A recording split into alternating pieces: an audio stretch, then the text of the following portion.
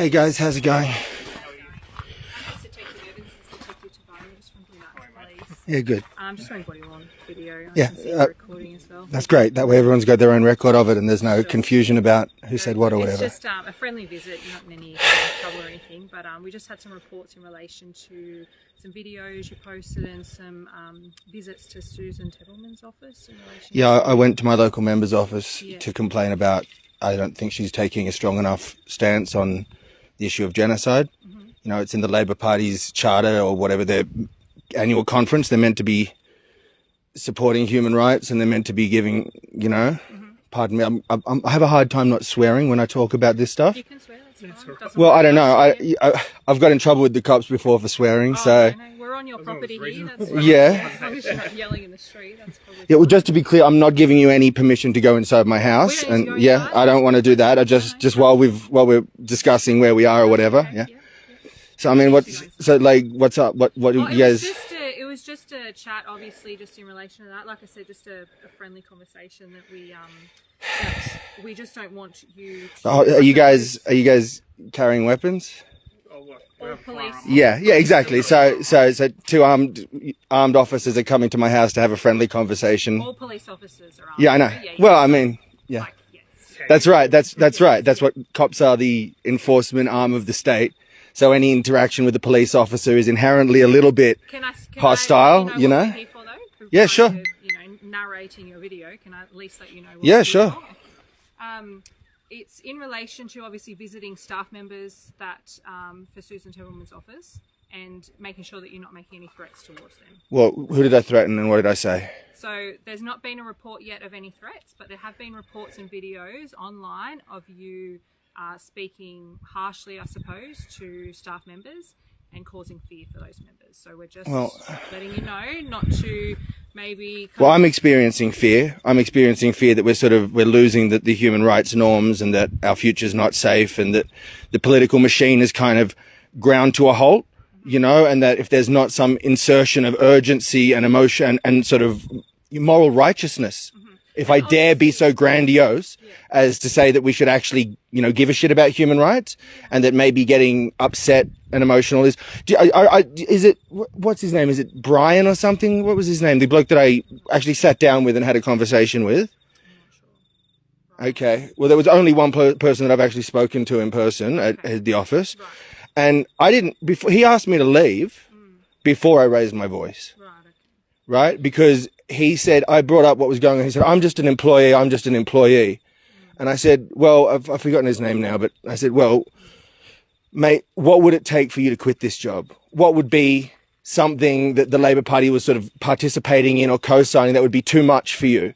And he stood up and asked me to leave at that point. So that wasn't why I was asked to leave. It wasn't because I raised my voice. Then I lost my temper because I felt like I wasn't getting a fair hearing.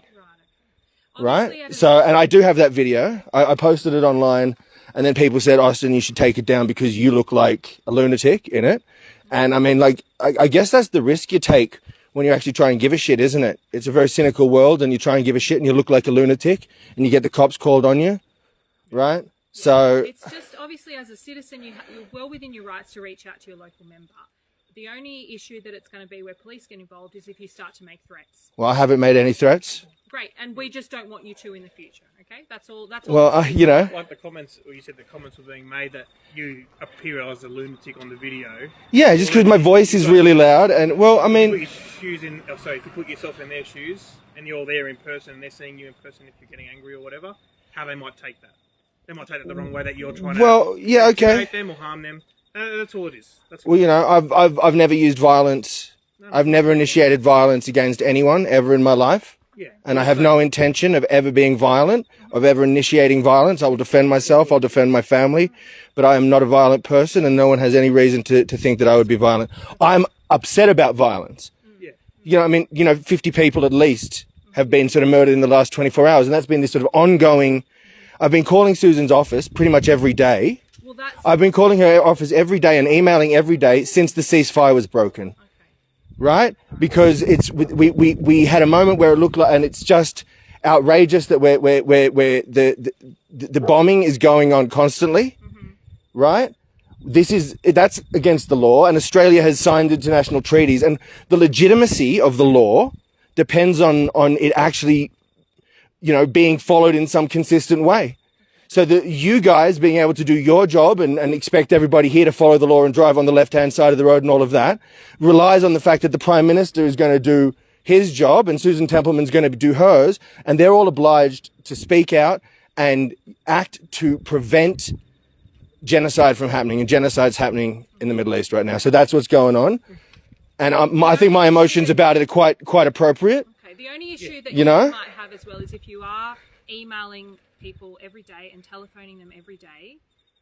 Well, I'm aware. If she responds, then maybe I'll, I don't know if it was every day, but it's been with increasing frequency, and it's been normally on the back of a specific event. Like the day I went to the office, it was because 15 paramedics had been killed by Israel and buried in a mass grave. 15 ambulance workers, first responders like you guys. And actually they were responding because the police had been shot. The Gaza police, the people who are the cops in Gaza who just stop people being robbed and stuff, not Hamas guys, civilian police, got ambushed by Israeli forces and killed. And then when the Ambos showed up to try and see if they could save anybody, they were all murdered too. Okay. So, right? So look, I mean, I understand you're obviously passionate about the politics and what's going on overseas and everything, but the only reason we're here is to make sure that you're not committing offences by going to a politician's.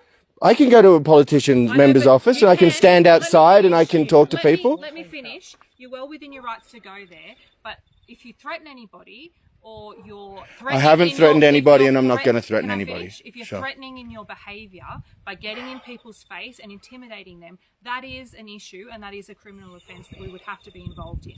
Okay? So well, where's the line? Where's the line? Help me out here. Where's the line where I'm allowed to be emotional and upset about something, and where my emotion starts to make other people feel like the situation's out of control because they're not ready to sort of feel the same level of emotion as me? That makes, you know what I mean? Like this is... No,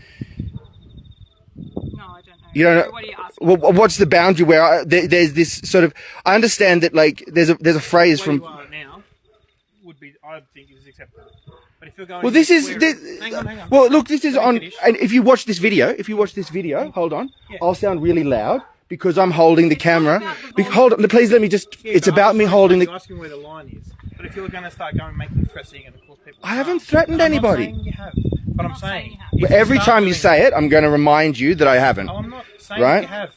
But if you get more agitated, more aggressive, raise your voice, getting in people's faces, like if you get closer than what we are now, it'd be deemed as possibly being intimidating. Well, the only reason I got close to him is because I had to walk through the door. Right? That was the closest I got to him, is because he's standing there holding the door open and I'm leaving exactly when he asked me to leave. Okay. No worries. Well, we're going to right? Within 30 seconds I was out of the door. Okay, guys? All right, great. That, but just so you're aware that if obviously the election's on Saturday, so I don't know what your plans are for the next few days, but we just want to have a conversation with you to let you know that it's been brought to our attention, okay, your behaviour, and at the moment... So I thought you said there'd been no reports filed, so how was it brought to your attention? Do you mind if I... started off by telling you we've had reports made to us in relation to your behaviour and your correspondence with the staff members there. Okay? So this is all about my correspondence with my federal member? And your videos posted online? Which videos do you...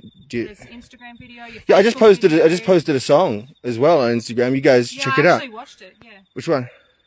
The one that you dedicated to a friend. The video that you... I don't know. Yeah, it was dedicated to my friend Liz. Yeah. Yeah. I saw that. Anyway, we'll leave it at that. Okay. So that's it for now. But just be mindful of your behaviour when speaking with politicians and their staff. With anyone, really. You don't have to be a politician. I feel like you're borderline infringing on my free speech rights when you start telling me, especially when I'm talking to a politician, right? Like, because surely the behaviour, it wouldn't matter who it's in relation to, whether it's a politician or anybody else. Okay. I said that. All right, it's just weird that a politician got mentioned, you know, and that I'm. Because This is. you've been.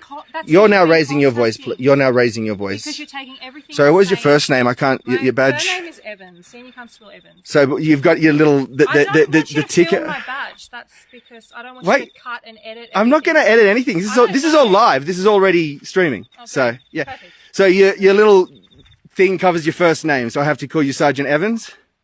Senior Constable Evans. Senior Constable Evans. Thanks. Have a good day, guys. Yeah, good luck with it. You guys have a really good day. Drive safely. Free Palestine.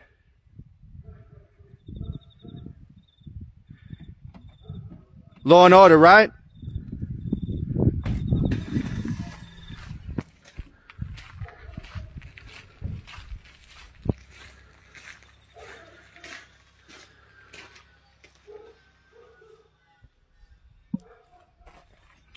So that was the response I get from Susan Templeman's office, rather than responding to my emails or my phone calls about the war crimes happening in Palestine and, you know, how I want her to advocate for a more just foreign policy. They sent the cops round. Free Palestine.